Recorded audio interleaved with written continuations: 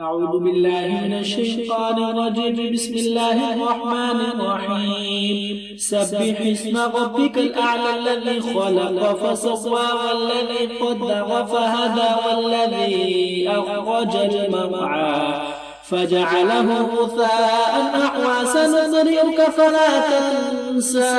إلا ما شاء الله إنه يعلم الجهر وما يخفى ونيسرك لليسرى فذكر إن نفعت الذكرى سيذكر من يخشى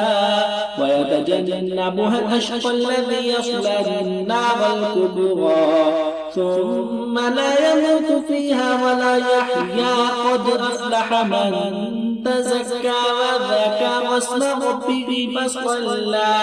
بل تؤثرون الحياة الدنيا والآخرة خير